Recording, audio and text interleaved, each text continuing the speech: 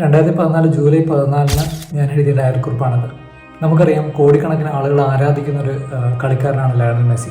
ആരാധനയ്ക്ക് അപ്പുറം Lionel Messi എന്ന് പറയുന്ന ഒരു കളിക്കാരൻ ഞാൻ ജീവിച്ച നാട്ടിൽ നിന്ന് ആയിരക്കണക്കിന് മൈലുകൾക്കപ്പുറത്ത് ജനിച്ച് ജീവിക്കുന്ന ഒരു കളിക്കാരൻ എൻ്റെ ജീവിതത്തിൽ അളവിലുമേറെ സിഗ്നിഫിക്കൻ്റ് ആണ് എന്ന് ഞാൻ തിരിച്ചറിയുന്നത് ഏതാനും വർഷങ്ങൾക്ക് മുമ്പ് മാത്രമാണ്.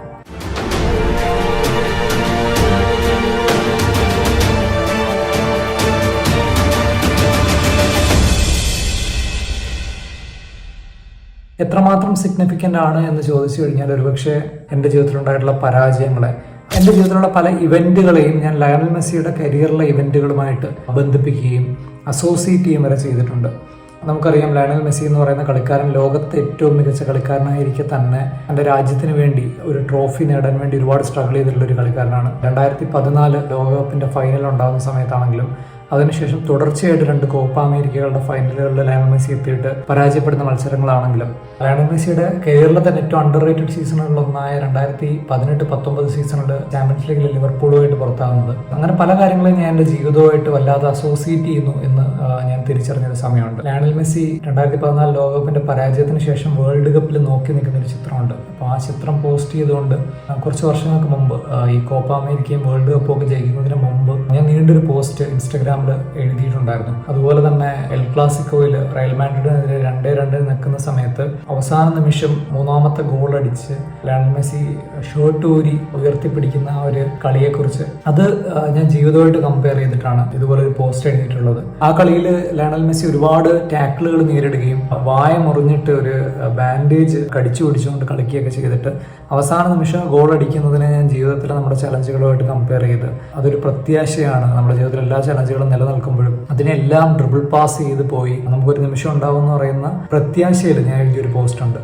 അങ്ങനെ നമ്മുടെ ജീവിതത്തിൽ ഒരു വ്യക്തി അല്ലെങ്കിൽ ആരും ആകട്ടെ, എന്തും ആകട്ടെ, അളവിലും അധികം സിഗ്നിഫിക്കൻ്റ് ആണ് എന്ന് നമ്മൾ തിരിച്ചറിയുകയാണെങ്കിൽ തീർച്ചയായിട്ടും അതിന്റെ പിന്നിൽ വളരെ ശക്തമായ ഒരു കാരണം ഉണ്ടാവും. ലയണൽ മെസ്സി എൻ്റെ ജീവിതത്തിൽ അത്രമാത്രം സിഗ്നിഫിക്കൻ്റ് ആയതിനും അത്തരത്തിൽ തന്നെ ഒരു കാരണം ഉണ്ടാകണം എന്ന തിരിച്ചറിവിൽ ഞാനത് അന്വേഷിക്കാൻ ശ്രമിച്ചിട്ടുണ്ട്. ഞാൻ ഇതിനെക്കുറിച്ച് ഇതിനു മുമ്പും സംസാരിച്ചിട്ടുണ്ട് എന്നാണ് എൻ്റെ ഓർമ്മ. എനിക്കൊരു ചേച്ചിയാണുള്ളത്. ചേച്ചി ഞാനും തമ്മിൽ ഏതാണ്ട് 2 വയസ്സിന്റെ വ്യത്യാസമാണുള്ളത്. ഞങ്ങൾ ഒരുമിച്ച് പഠിച്ച സ്കൂളുകളിലെ അധ്യാപകരുടെ ഭാഷയിൽ ഏറ്റവും ചുരുക്കത്തിൽ പറയുകയാണെങ്കിൽ നിയതി ഒരു മിടുക്കിയായ കുട്ടിയായിരിക്കും എന്നായിരിക്കും അവർ പറയുക. ചേച്ചി നന്നായിട്ട് പഠിക്കുമായിരുന്നു. ചേച്ചി എല്ലാ ക്ലാസ്സുകളിലും 1ാം സ്ഥാനത്ത് തന്നെയായിരുന്നു. അതുപോലെ തന്നെ ചേച്ചിക്ക് കലാപരമായ വാസനകളുണ്ടായിരുന്നു. കുട്ടിക്കാലം മുതൽ ചേച്ചി കവിത എഴുതുമായിരുന്നു, കഥകൾ എഴുതുമായിരുന്നു. അതുപോലെ തന്നെ ആ ഒരു കാലത്ത് യുവജനോത്സവങ്ങളിൽ പങ്കെടുക്കുക, കൂടുതൽ സമ്മാനങ്ങൾ വാങ്ങിക്കുക, കലാതിലകമാവുക, ഇത്തരത്തിലുള്ള കാര്യങ്ങളെന്ന് പറയുന്നത് വളരെ പ്രസ്റ്റീജിയസ് ആയിട്ടുള്ളൊരു കാര്യമായിരുന്നു. എനിക്ക് ഓർമ്മയുള്ള കാലത്ത് എല്ലാ യുവജനോത്സവങ്ങളിലും ചേച്ചി ഒരാൾക്ക് പങ്കെടുക്കാവുന്ന ഐറ്റങ്ങൾ എത്രയാണോ അത്രയും ഐറ്റങ്ങളിൽ പങ്കെടുക്കുമായിരുന്നു. എൻ്റെ ഓർമ്മ ശരിയാണെങ്കിൽ ഒരു സമയത്ത് ഒരു കുട്ടിക്ക് തന്നെ പങ്കെടുക്കാവുന്ന ഐറ്റങ്ങളുടെ എണ്ണം അല്ലാതെ കുറയ്ക്കുകയൊക്കെ ചെയ്തൊരു സാഹചര്യം ഉണ്ടായിട്ടുണ്ടായിരുന്നു. ഇതിന്റെ പിന്നിലെ ഒരു കോമ്പറ്റീറ്റീവ്നെസ് ഒക്കെ കാരണം. അപ്പോൾ ചേച്ചി ഡാൻസിൽ പല ഐറ്റങ്ങളിൽ പങ്കെടുത്തിട്ടുള്ള വർഷങ്ങളുണ്ട്, കഥാപ്രസംഗത്തിന് പങ്കെടുത്ത വർഷമുണ്ട്, കഥകളി പഠിച്ചത് എനിക്ക് ഓർമ്മയുണ്ട്, ഓട്ടംതുള്ളൽ പഠിച്ചത് എനിക്ക് ഓർമ്മയുണ്ട്, മോണാക്ട്, അങ്ങനെ നിരവധി ഐറ്റങ്ങളിൽ പങ്കെടുക്കുമായിരുന്നു. പ്രസംഗം, കവിതാരചന, കഥാരചന, ഉപന്യാസ രചന, ഇങ്ങനെ ഒരുപാട് ഐറ്റങ്ങളിൽ പങ്കെടുക്കുമായിരുന്നു. ഇത് കൂടാഞ്ഞിട്ട് ഗ്രൂപ്പിൽ നമുക്ക് എത്രയോ ഐറ്റങ്ങളിൽ സെപ്പറേറ്റ് ആയിട്ട് പങ്കെടുക്കാം എന്ന് പറയുന്നൊരു നിയമം ഉള്ളത് കൊണ്ട് തന്നെ ഗ്രൂപ്പ് ഐറ്റങ്ങളിൽ എല്ലാ വർഷവും ചേച്ചി പങ്കെടുക്കുമായിരുന്നു. ഇത്രയും നന്നായിട്ട് പഠിക്കുകയും കലാവാസന പ്രകടിപ്പിക്കുന്നു എന്നുള്ളതിനപ്പുറം ഒരു സമ്മാനം നേടാനായിട്ട് ഇങ്ങനെയുള്ള മത്സരങ്ങളിൽ പങ്കെടുക്കുക എന്ന് പറയുന്നൊരു കാര്യം. അപ്പോൾ സ്വാഭാവികമായിട്ട് ടീച്ചർമാരുടെ ഫേവറേറ്റ് ആവും. അതുപോലെ തന്നെ നമ്മുടെ ബന്ധുക്കൾ, നമ്മുടെ ക്ലോസ് പ്രോക്സിമിറ്റിയുള്ള സുഹൃത്തുക്കളും ചുറ്റുമുള്ള ആളുകളും എല്ലാം വളരെ ആരാധനയോടെ നോക്കി കാണുകയും ഇങ്ങനെ ചേച്ചി ക്രിയേറ്റ് ചെയ്തിരുന്ന ഒരു ഓറ ഉണ്ടായിരുന്നു. അതുകൊണ്ട് തന്നെ കുട്ടിക്കാലം മുതൽ ഞാൻ ഒരുപാട് കമ്പയർ ചെയ്യപ്പെട്ടിട്ടുള്ള ഒരു കുട്ടിയാണ്. ഞാൻ ഈ പറഞ്ഞ പോലെ നന്നായിട്ട് പഠിക്കുമായിരുന്നു. എൻ്റെ ഓർമ്മ ശരിയാണെങ്കിൽ 6ാം ക്ലാസ് വരെ ക്ലാസ്സിൽ 1ാമതായിരുന്നു ഞാൻ. പക്ഷേ ഇപ്പം ചേച്ചിയുടെ അത്ര നല്ല ഹാൻഡ് റൈറ്റിംഗ് ആയിരുന്നില്ല എനിക്ക്.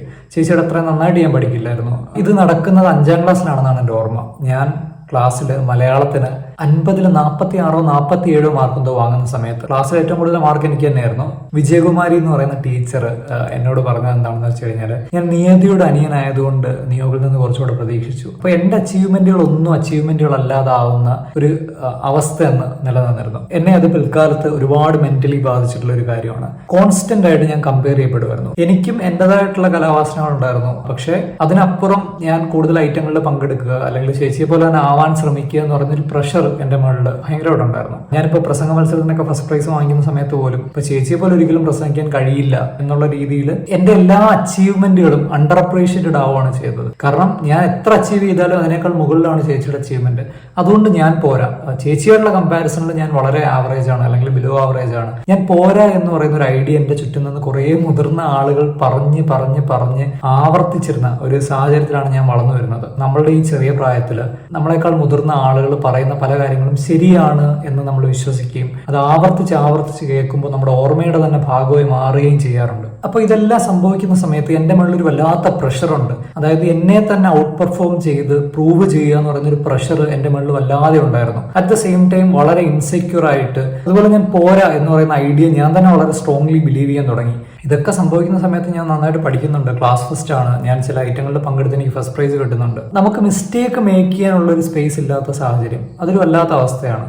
നമുക്ക് പലപ്പോഴും മിസ്റ്റേക്സ് മേക്ക് ചെയ്താൽ മാത്രമേ പല കാര്യങ്ങളും പഠിക്കാൻ പറ്റൂ, നമുക്ക് നമ്മളെ തന്നെ ഇമ്പ്രൂവ് ചെയ്യാൻ പറ്റൂ.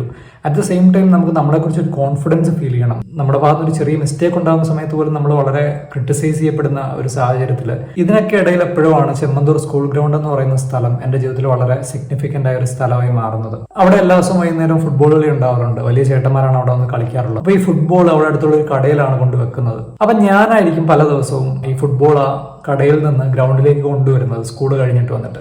അപ്പോൾ അങ്ങനെ ഫുട്ബോൾ കൊണ്ടുവരുന്ന സമയത്ത് അവിടെ ഒരു വലിയ മതിലുണ്ട് ഗോൾ പോസ്റ്റിനോട് ചേർന്നിട്ട്.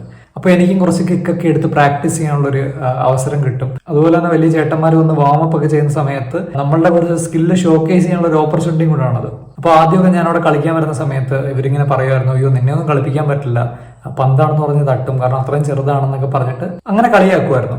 അപ്പോൾ സ്വാഭാവികമായിട്ട് അവരുടെ പ്രായമായിട്ട് നല്ല വ്യത്യാസമുണ്ട്. അവരുടെ ലെവലിൽ കളിക്കാൻ പറ്റുന്ന ഒരാളുമല്ല ഞാൻ.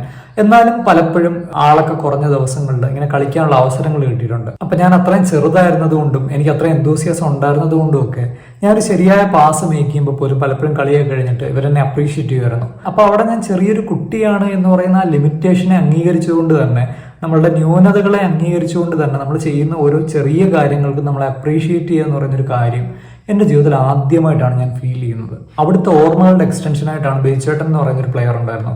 ബേച്ചേട്ടൻ അന്ന് എനിക്ക് പറഞ്ഞു തരുന്നത്, നീ ലെഫ്റ്റ് ഫൂട്ടിൽ കളിക്കുന്ന സമയത്ത് ലയണൽ മെസ്സി എന്ന് പറയുന്ന ഒരു കളിക്കാരനുണ്ട് ബാഴ്സലോണയിൽ കളിക്കുന്ന, ലയണൽ മെസ്സിയെ പോലെയാണ് നീ കളിക്കുന്നതെന്ന്. ഒരുപക്ഷെ അദ്ദേഹം അതൊരു തമാശ പോലെ ആയിരുന്നേക്കും അന്ന് പറഞ്ഞത്, പക്ഷെ അതെന്റെ ഓർമ്മയിൽ വളരെ ശക്തമായിട്ട് മാർക്ക് ചെയ്യപ്പെട്ടു. ഞാൻ അതിനുശേഷം ലയണൽ മെസ്സിയെ കുറിച്ച് കൂടുതൽ അറിയാൻ ശ്രമിക്കുകയും ലയണൽ മെസ്സിയുടെ കളികൾ കണ്ടു തുടങ്ങിയും കളിക്കുമ്പോൾ മെസ്സിയെ പോലെ ഡ്രിബിൾ ചെയ്യാനും മെസ്സിയെ പോലെ ബോഡി ഫെയിന്റ് ചെയ്യാനും പഠിക്കുക.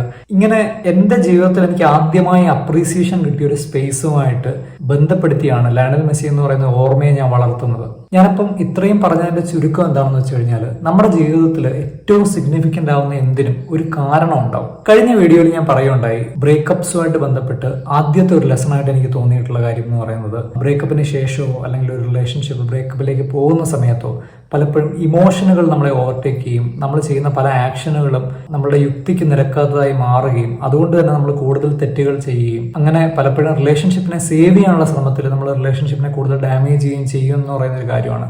എനിക്ക് രണ്ടാമതും മൂന്നാമതും തോന്നിയിട്ടുള്ള ലെസൺസ് കോറിലേറ്റഡ് ആണ്. ഈ ലെസൺസ് ഞാൻ പറയുന്ന സമയത്ത് ഞാൻ ഇത്രയും പറഞ്ഞ ലയണൽ മെസ്സിയുടെ ഈ കഥ നിങ്ങൾക്ക് പ്രോപ്പർലി അസോസിയേറ്റ് ചെയ്യാൻ കഴിയും. എന്റെ രണ്ടാമത്തെ ലെസൺ എന്താണെന്ന് വെച്ച് കഴിഞ്ഞാൽ, don't make your relationship the only significant thing in your life. അതായത് നിങ്ങളുടെ ഒരു റിലേഷൻഷിപ്പ് മാത്രമാണ് നിങ്ങളുടെ ജീവിതത്തിൽ ഏറ്റവും സിഗ്നിഫിക്കന്റ് ആയിട്ടുള്ള കാര്യം എന്ന് പറയുന്ന ഒരു അവസ്ഥ ഉണ്ടാവാതിരിക്കാൻ നോക്കുക. ഞാൻ കഴിഞ്ഞ വീഡിയോയിൽ പറഞ്ഞ പോലെ എനിക്ക് ഒരുപാട് ഫോൺ കോളുകൾ കിട്ടിയിട്ടുണ്ട്.